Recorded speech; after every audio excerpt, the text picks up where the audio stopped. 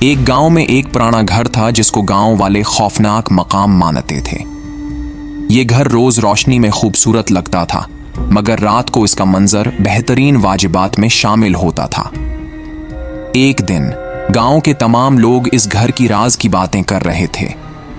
بعض کہتے تھے کہ رات کو وہاں بھوتوں کی آوازیں آتی ہیں، جبکہ دوسرے یقین کرتے تھے کہ وہاں ایک خوفناک روح مقیم ہے۔ ایک دن 3 دوست احمد، زہرہ اور خالد نے فیصلہ کیا کہ وہ اس گھر میں رات گزاریں۔ ان کی دلچسپی نے انہیں اس سفر پر دھکیل دیا۔ رات کو وہ گھر میں داخل ہوئے۔ شمعوں کی روشنی میں گھر کے دیواروں پر ان کی عکس اور روایاتی چیزیں عکس بناتی۔ منظر خوبصورت تھا مگر خوفناک بھی۔ اچانک ایک اونچی آواز سنائی دی گئی، جیسے کوئی بھوت گھر کی دیوار پر کھڑا ہوا ہو۔ احمد اور خالد نے فوراً پیچھے مڑ کر دیوار کی طرف دوڑا، مگر زہرہ جیون کے پیچھے گئی۔ جب انہوں نے دیوار کی طرف نظر ڈالی تو وہ دیوار کے ساتھ جڑے ایک پرانے خاکے کی تصویر دیکھیں، جس پر ایک خفیہ مطلب لکھا ہوا تھا: میرے خزانے کی طرف راہ اندھیری ہے رات کی گہرائیوں میں۔ زہرہ کی دل کی دھڑکن تیز ہونے لگی۔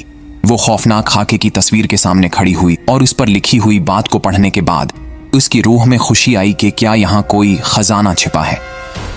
احمد اور خالد نے بھی دیکھا اور دونوں کی آنکھوں میں بھی اسی خوشی کی چمک دیکھی جو زہرہ کی آنکھوں میں تھی۔ وہ تصویر دیوار سے الگ کر کے اس جگہ پر مکمل توجہ دینے لگے۔